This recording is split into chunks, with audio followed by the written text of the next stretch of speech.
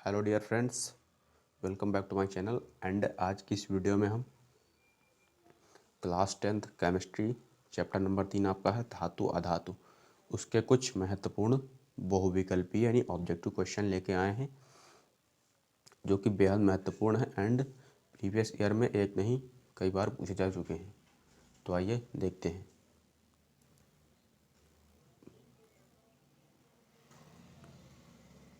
पहला क्वेश्चन है आपका सिल्वर नाइट्रेट यानी AgNO3 के विलयन में तांबे की छीलन डालने पर विलयन नीला हो जाता है, इसका कारण है क्या है। सिल्वर नाइट्रेट का जो विलयन होता है उसमें हम कॉपर की जो है छीलन डालते हैं तो उसका विलयन का रंग नीला हो जाता है। इसका कारण क्या होता है, Ag++ आयन की उपस्थिति, Ag की उपस्थिति, Cu++ आयन की उपस्थिति, NO3 आयन की उपस्थिति। तो इसका रीजन क्या होता है आपका Cu++ आयन की उपस्थिति। अगर आप लोग कभी लैब में गए होंगे तो ये प्रैक्टिकल आपने देखा भी होगा। उसके बाद चलिए अगला देखते हैं, धातु जो सरलता से ऑक्सीकृत हो जाती है। तो आप ऑप्शन में पहला है Ag, दूसरा है कॉपर, तीसरा है एल्युमिनियम, चौथा है Pt। तो इसमें एल्युमिनियम आपका क्या है, सरलता से ऑक्सीकृत हो जाती है। क्यों? क्योंकि ये दी गई धातुओं में सबसे सक्रिय धातु है। ठीक है। उसके बाद अगला देखते हैं। अगला है आपका अम्ल से क्रिया करके हाइड्रोजन विस्थापित करने वाली, इधर धातु दिख नहीं रहा है, फिर यहाँ पर क्या है वाली धातु है।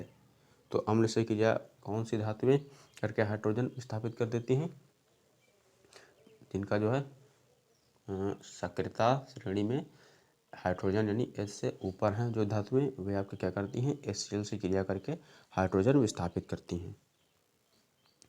तो पहला ऑप्शन दिया है Mg, तीसरा है कॉपर एंड अगला है Pt, उसके बाद है Ag। तो कॉपर एंड Ag और Pt आपका क्या है, जो है हाइड्रोजन से नीचे आती हैं। क्या आती हैं? हाइड्रोजन से नीचे। तो नहीं, Mg आपका क्या हो जाएगा, करेक्ट ऑप्शन हो जाएगा। तो उम्मीद करते हैं आपको समझ में आया होगा। उसके बाद अगला चलिए देखते हैं। अगला दिया है आपका निम्न में कौन सी धातु अम्ल से क्रिया करके हाइड्रोजन विस्थापित नहीं करती। क्या करती है, उसमें पूछ रहा था हाइड्रोजन विस्थापित करती है, इसमें पूछ रहा है हाइड्रोजन विस्थापित नहीं करती। पहला है Fe, ये क्या है हाइड्रोजन से ऊपर है इसलिए क्या करती है हाइड्रोजन विस्थापित करती है। उसके बाद है जिंक, ये भी क्या है हाइड्रोजन से ऊपर है इसलिए ये भी हाइड्रोजन विस्थापित करती है।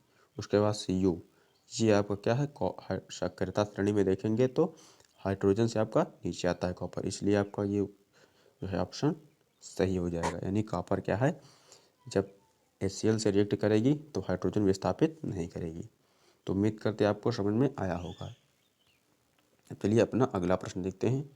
इसमें मैंने विकल्प नहीं लिखा है क्योंकि मेरा मकसद कम समय में आपकी बेहतर तैयारी है।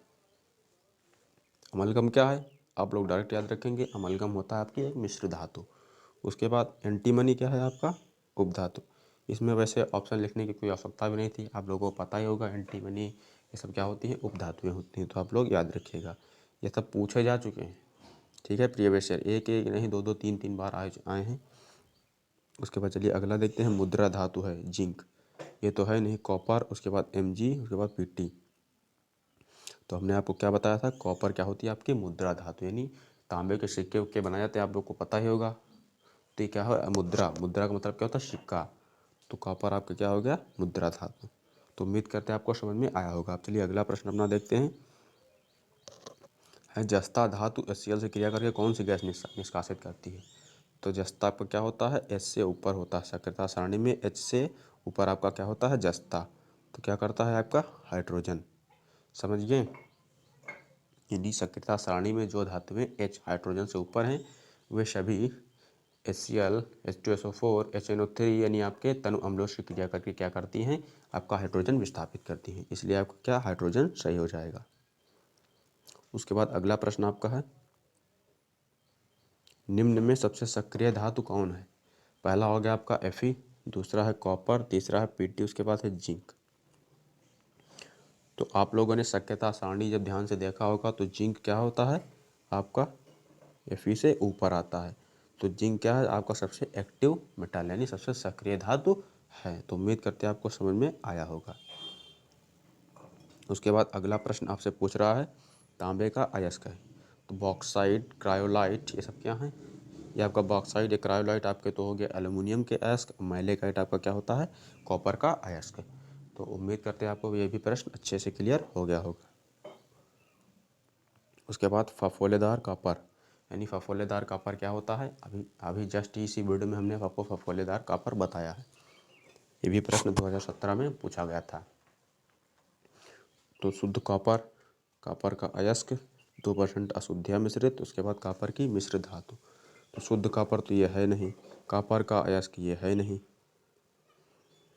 मिश्र धातु ये है नहीं, तो आपका 2% अशुद्धि मिश्रित हो गया। ठीक है, सारे क्वेश्चन हमने आपको विथ रीज़न बताए हैं, तो आपको समझ में आना चाहिए। ठीक है, उसके बाद ये भी प्रश्न 2-3 बार आया है, सल्फर डाइऑक्साइड का जलीय विलयन होता है, तो आप लोग याद कर रखिएगा, अम्लीय होता है। क्या होता है, अम्लीय होगा। 2-3 बार पूछा जा चुका है एंड आपके बुक में था, इसलिए हमने आपको इस बता दिया। ठीक है, इम्पोर्टेंट प्रश्न भी था। तो उम्मीद करते हैं आज की क्लास आपको समझ में आई होगी। समझ में आई तो वीडियो को लाइक करो एंड अपने दोस्तों के साथ शेयर करो। मिलते हैं नेक्स्ट वीडियो में।